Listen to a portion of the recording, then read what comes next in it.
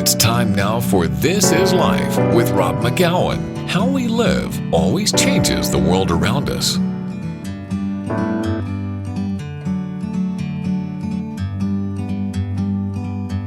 Like a bird on a tree. Yeah. Hi, this is Rob with Life Radio, and I'm here with Chad Duplessie, another guy who's running for counselor, and thought we'd get you online and let you talk to the people and see how you're doing. Chad, how are you doing today?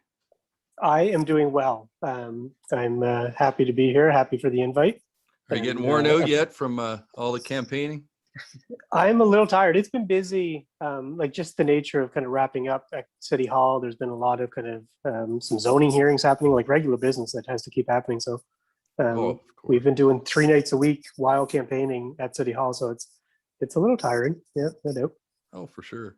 Well, the first question I always ask everybody is, what separates you from all the other counselors? Because it seems like we have a big field this year, like 15 people running, and I guess experience would be one, but I'll let you tell us what separates you from everybody else. Yeah, I mean, that's a tough question. First off, you got to kind of give props to anyone that has put their name forward. And we have a really good, strong 15 candidates. But I think when I ran in 2016, there was about 32. So, numbers are down in terms of that. And, but like I say, anyone that puts their name forward, it's certainly, it's to be commended.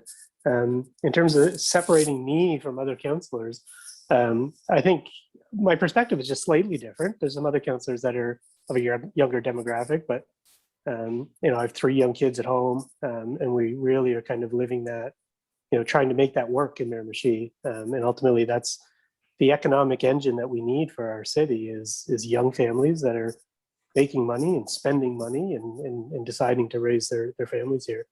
And like I say, it's I don't know. There's everyone has kids or raised their kids, but I'm often reminded, even by other counselors, that my kids are that young and that busy. I have a 4-year-old daughter and a 7-year-old daughter and a 9-year-old son. So those are some busy times in their lives and busy times to keep all the schedules balanced. But I think a little bit different than some of the other folks for sure.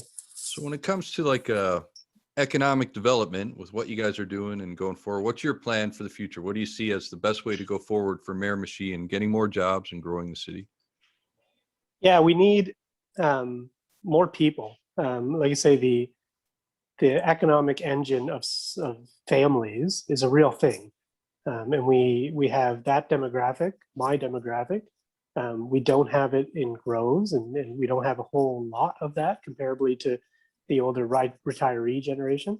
So right now we're in a position where a lot of our workforce is entering retirement or moving towards retirement, and we don't have the younger demographic to fill those vacant jobs coming up. And ultimately that's about people, and that's about immigration, and that's about getting people to move back home. And one of the really cool things that I've seen happen recently with the pandemic has been this like virtual workforce. I work from home now. I'm talking to you virtually. I do all of my work virtually now, and there's a lot, and it's an industry in itself, the virtual workforce. And I'm excited to see how we can market ourselves in that realm. Quality of life has often been like a something that we've seen as like a huge asset, and we don't have big long commutes. Incredible, friendly people, friendly neighbors, and beautiful kind of natural scenery. And with a virtual workforce, can people move and live in that quality of life and bring their job with them? I guess the goal would be to put something here to make them want to be here, right? So is there strategies in place for to put something in Miramichi? Yeah, I think if speaking specifically to the virtual workforce, yes, you'd need high-speed internet. We need to assure that. I know often there's a rural kind of issue with that, but even in the city, there's a few spots that high-speed internet is really tough to get. And then I think beyond that, like we have a really strong public sector. We have the payroll center, we have the gun registry, we have a regional hospital, we have the Atlantic prison. We have a really strong public sector. We do need to complement that with a private sector, and we have the mills and that sort of thing. But we need more of that. We need that private industry to start kind of developing more and more. But I think at the end of the day, they want to see that there's a workforce there before they set up shop. And that workforce wants a high quality of life. They want certain things in their community. And yeah, I think we have to look at people attraction, we have to look at housing, and ultimately those things are going to be the feed into the economic development strategy of the city. Okay. So as the city grows, as you know, you also run into other issues. We have people fall through the cracks with housing and all that kind of stuff. And we seem to have a bit of an epidemic. I don't know, most cities have an epidemic of drugs, but it seems to be growing in Miramichi more than we've had in the past. So is there plans on both sides of it, on the policing side and on the helping people out that are struggling side? And what do you see as the best way to attack those ideas? Yeah, Rob, I work, so my day job, I work as a community developer for Horizon Health. And through that work, I look at the determinants of health. So there's certain things in our society that create sickness: bad housing, lack of employment, low literacy levels, lack of social cohesion. Those kind of things are looked at as determinants of, if you have those issues, you're more likely to have health issues and you're more likely to be sick. I think addiction very much is that same thing. And that, because of trauma and because of a disconnect in social cohesions and disconnect in housing, being house, they're insecure in your housing, those are going to create that problem and perpetuate that problem.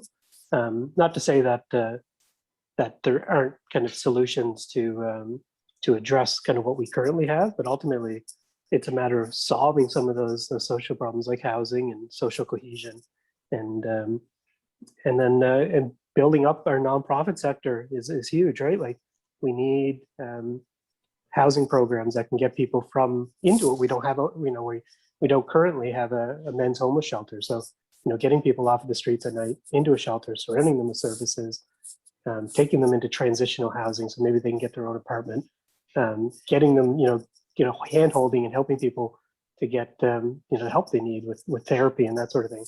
And but the crystal meth, it's certainly an issue from a health perspective side. It's a tough thing to solve, and ultimately people need to be able to have enough supports and enough will to make those steps. But as a community, I think we do play a huge role, but it's about building that environment, building housing, building social supports, supporting our nonprofit sector that's leaning in on that.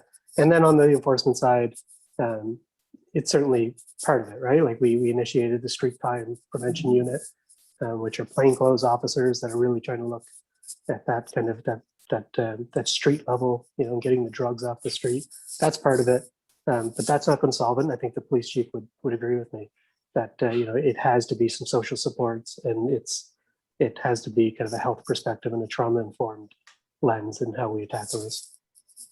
Okay. Well, when it comes to, I've tried to ask everybody one specific question, and you're on council, so you might be able to have a more clear picture as to our budget and what's going on. But things like the multiplex, old buildings versus new buildings, and going forward, and where the money comes from. What's the strategy on that, and what's your idea of the best way to go forward?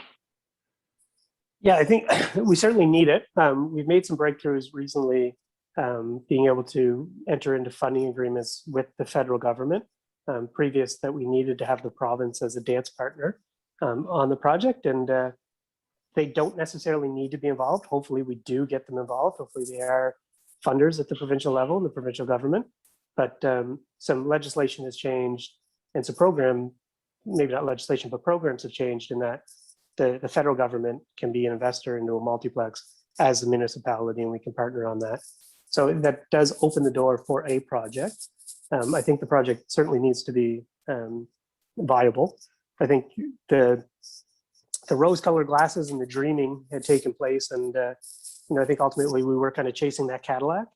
But if we get to a really nice maybe a streamlined sedan or a Corolla, I think we're going to be well serviced in that facility. But we do need a new building. Our community and that workforce that I talked about that we want to recruit, they're looking for that type of infrastructure in the community that they're moving to. And people staying, they need that type of infrastructure in their community. So we do need it. There's the economics of it to invest into old buildings. Simply that the federal government won't give us that same level of funding and support for renovating old buildings as much as it will providing a new facility. And at the end of the day, a new facility allows us to build something that's efficient, and we're not the oil burner at the Golden Hawk goes nonstop. And there's in 2021, there's different ways to build that infrastructure, and we want to be able to optimize that. Okay. Well, before I hand the floor, the last thing I do is I let everybody just sort of give their own little idea and talk to the public at the end. But I wanted to thank you for the work you've done on council, and anybody who steps up makes a difference in our community is it's an important thing. People don't seem to realize the local vote for city council compared to big votes, when really this is where the work gets done. And people need to go out and vote because it's important what you guys do. Yeah. And I want to thank you for all you do and for stepping up and make a difference in our community. And I'll let you have the floor and tell everybody how you want to end it. And you get the last say, so to say. Yeah, I'll tie two things in here. Rick Mercer, CBC personality, as we all know, he has a rant where he talks about if the federal government shuts down, it probably takes us about a month before we even realize, to be honest. We saw it in the United States, the federal government shut down there. And if the provincial government shuts down, it takes us a few weeks or a week before we notice. And ultimately, if the municipal government ever shut down, we would notice within the hour. Our streets would stop being plowed, and the garbage would stop being picked up, and it would be pretty immediate. So I think that's the value of municipal government, and having that representation, being able to engage at that level. I would emphasize that we really need people to vote in this election. There's a lot going on. There's a lot of competing narratives with obviously the pandemic and different kind of levels of government, flirting with elections and that sort of thing. And we don't have a mayor's election because Adam had gone in through acclamation. So I think it's very important that we all play a role in getting out the vote and making sure that people show up to the polls on May 10th and exercise their democratic right. Well, again, thank you, Chad, for serving so far, and good luck with continuing on and everything you do. Appreciate that. You have a great day, and thanks for coming on Life Radio to let us know. Thanks. Thanks, Chad. Rob, you want to tackle the? Yeah, we'll just add that one in. Well, I guess I was gonna let you go, but I have asked everybody this question, so I should probably ask you too, Chad. When it comes to faith and making decision, when it comes to everything we do in life comes from somewhere. Our start, wherever our faith comes from, is our ideas of what's right and wrong. So what is your faith or your idea of right and wrong and helping make your decisions? Where does that come from? I was raised in a Catholic family, big Irish Catholic family. And I went to university at St. Thomas University, obviously a Catholic university, liberal arts. And there I studied religious studies. And at that point, really started to get an appreciation of different religions, different faiths, and understanding the similarities that we bring kind of to solve the same problems, right? Around, humility and resurrection and suffering, and all of these kind of things get tied through, a lot of different religions. And for me, that experience coupled with my faith and upbringing has allowed me to see different perspectives, when it comes to those tough questions, and also see the alignments when it comes to tough questions.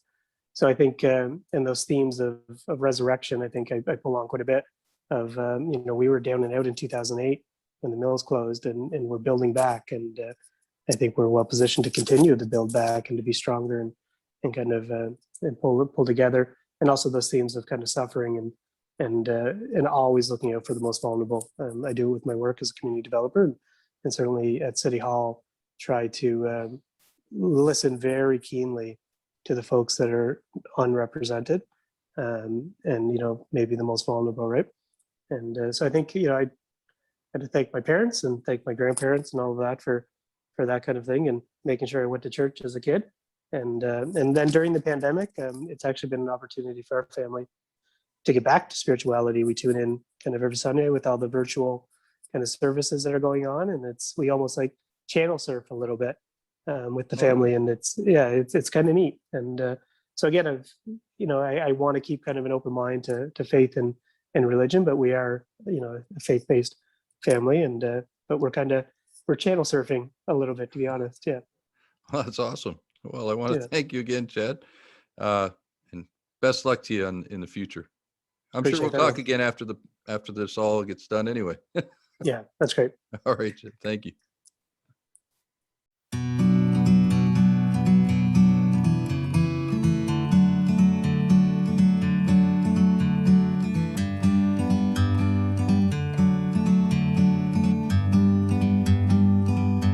Like a bird on a tree.